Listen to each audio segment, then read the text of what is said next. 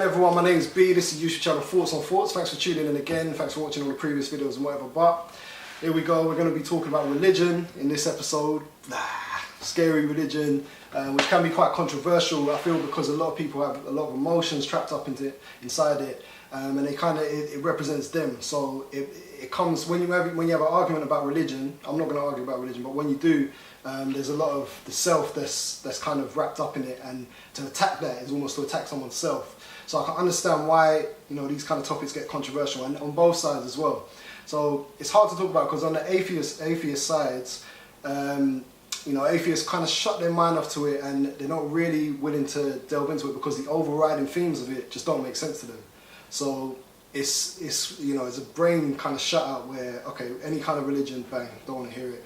And on the other side, if you have a dogmatic religious person, their beliefs are so strong and they take the Bible so literally that anything, you know, to the contrary of what they believe, they dismiss it straight away. So between the both of them, you know, the open-mindedness kind of goes out the window, and you know, they both shut out to each other, and they're both kind of, you know, dogmatic and, you know, straight on their opinions of how the world works and what's real and what's not real and whatever. But either way, I'm not going to be talking about what's real and whether religion's right and whether atheism's right. That's not the point of the video. What I do want to do is give an interpretation of, you know, an overriding theme, a biblical theme, I guess. And what I think is that there's a lot of value that gets lost in religion because there was so much control over the years and so much kind of, I guess, even indoctrination, you might want to say. And there's so much around it, there's so much emotions around it that a lot of the times the messages get lost, and the symbology and the metaphors and whatever really get lost. So let's get into it. So what I want to talk about is the idea of the devil and gods, right? So this is a constant theme in the Bible, and it's a constant theme, I think, for a lot of religions. And the idea, so basically the religious idea with God and the devil is that, okay, so with God there's an overriding, you know, entity who's separate from us, who's omnipotent, who basically kind of controls everything in a way, or doesn't, or I don't know, gives free will. There's a bit of a contradiction there. But he's the higher being. He's higher to us. He's what we aspire to be, or what we look up to. He's the creator, all this kind of thing. And then on the other side, you have the devil, which is, I guess, pure evil. And he runs hell, and he's trying to bring evil into the world, and you know, all kinds of evil, bad stuff in it. So my take on it is a bit different. So what I believe is that really this is a metaphor for us, right? So we all inside of all of us, we have, you know, there's almost a duality. So when you say you're talking to yourself, or when you're thinking in your head, it's like you're talking to someone.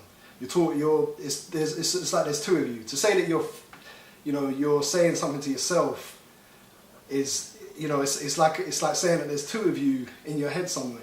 So it's quite weird. It's quite a weird thing, because who are you talking to? Who is you then? Are you both people? Are you one? Do you know what I mean? So what I think the truth is behind this, and behind the whole metaphor of the God versus the devil kind of analogy, is basically, I think that God is our true selves. It's a representation of our true self. So it's our connection. So it's when the mind is not, you know, thinking, and the mind isn't playing about. It's the true self. So you can almost say it's the observer of our thoughts, of the reality of the world, of everything. It's, you know, if you get to your natural self, your true self, before it's corrupted through, you know, how you're brought up and, you know, society and all that kind of stuff. When you're a kid, basically, and when you're just flowing with yourself, it's, you know, it's a joyous experience. It's a real experience as well. And you just want to have fun. You have compassion for other people. You know, and they say this a lot with enlightened people. They discovered this truth where they've got to their true selves completely. And even in your experiential experiences, you know, when you're not thinking, and when you're in a zone, and when you're kind of not worried about things, you kind of get to your true self, and you kind of flow with life, and it's a different experience. So what I would say is that true self, I'll call it, is the God, right, in the analogy. It's the God. It's the God you. And if you watch the last video, I was saying about being connected to everything, and being connected to a higher being, or not a higher being, but being connected to everything and everything being God. I believe that true self is your connection.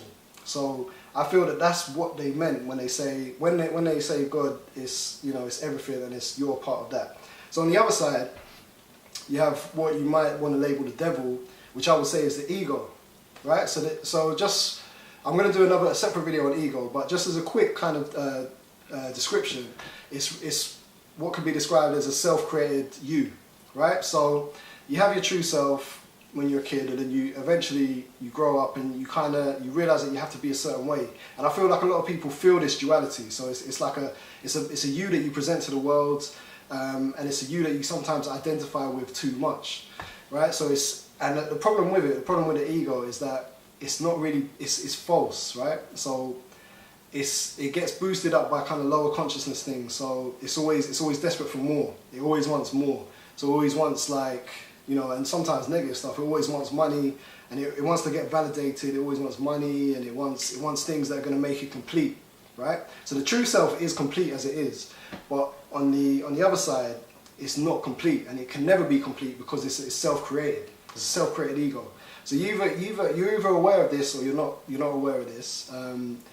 But I think you're probably aware that there is something something weird there, like who are you talking to in your head and that kind of thing, and it is this self-created ego.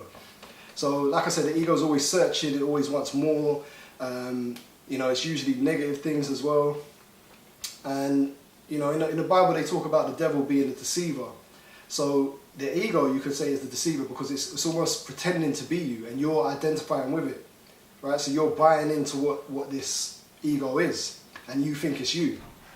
So this is why I say that it's the devil, and it's more focused on negative stuff, and it's really, if you look at the world as a whole, most wars and most conquering and trying to be better than everyone and all this kind of stuff, it's all to do with ego. It's all to trying to be better than everyone and trying to be more than everyone and trying to be the best ever in the world. And that's it seems like we're always, if you're ego identified, you're kind of, that's what you're doing. When you meet someone, you're comparing yourself to them, whatever field it is, whether it's, comparing yourself to people at the gym or comparing jobs, or it's all about status, it's all about getting yourself up there. And that's really the ego. That's a self-created you that you're putting out in the world and you're trying to fulfill.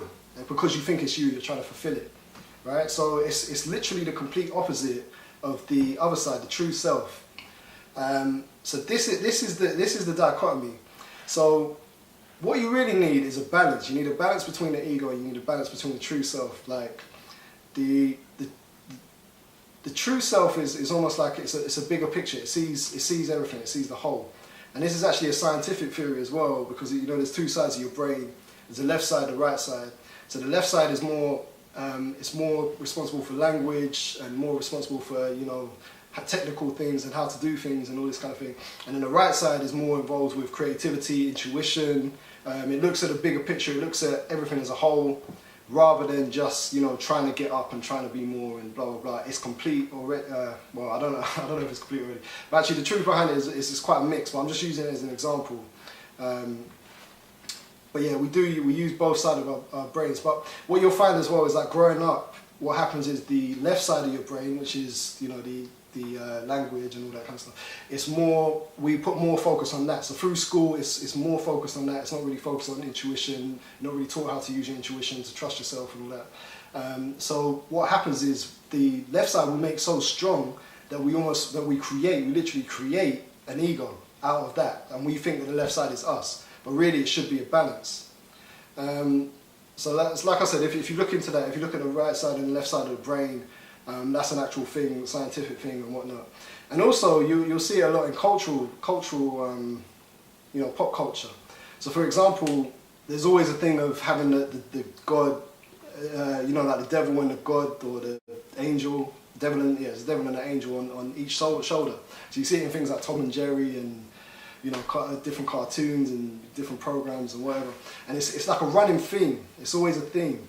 So that implies that there is there's something just beneath the surface, and there's something there just within our culture that says that there's two sides to us. The problem with religion is that it makes everything separate.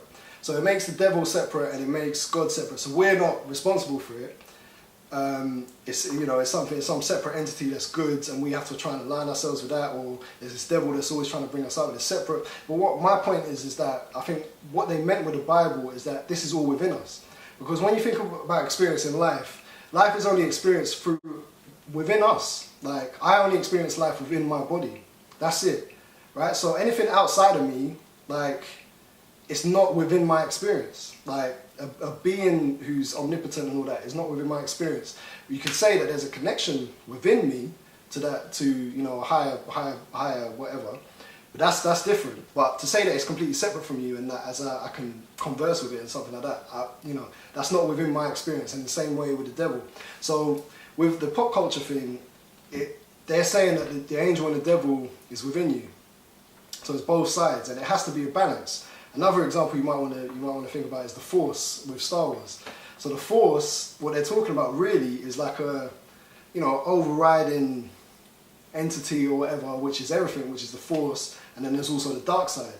So within the dark side and the Force, there has to be a balance, and they talk about bringing a balance to the Force, and that's because you have to have both sides, and that's what Anakin Skywalker, Darth Vader. I don't want to get too much in the movie kind of parallels, but you could just see it. It's kind of like a running theme that just goes through pop culture, that goes through religion, that goes through all this stuff, and it's all about this duality of good versus evil.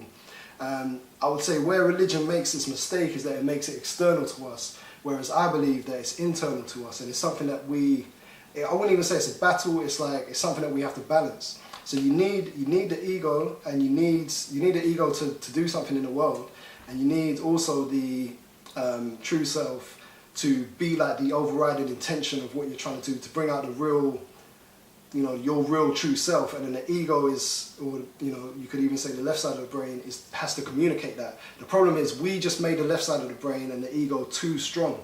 So we put all our identity into that, and we made a false self which kind of is just about getting more and more and more, and we've forgotten about what our true self is. We're completely distracted. We can't even face ourselves. I mean, even if you think about try and not think for a minute. It's hard. To meditate is hard. When I tell people to meditate, it's a hard thing. And really what meditation is facing that true self and kind of letting the ego just do what it's, run its course and, not pay attention to it. But we're so identified with it in terms of we think that we're that's where all the problems come in. So if you want to take it from the religious language and the religious rhetoric, we actually are identified with the devil.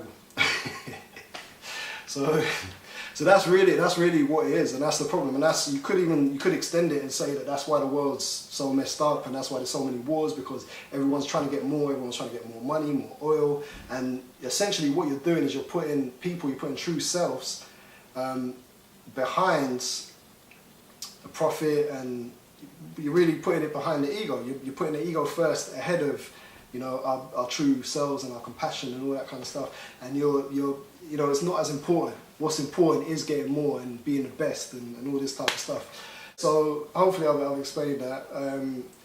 And yeah, I think I just think there's really a lot to religion that we shut our minds to, and we don't really think about. And I understand why we don't, and I'm not religious, but I do believe that there's certain things in there that make sense if you just look at them from a different angle. And I think all it is really, it's supposed to be a guide on how to live life, but I feel like there's so many philosophers, and there's so many religions and so many ideas, and basically everyone's just trying to come up with an idea of how to make people fulfilled and how to make people actualized.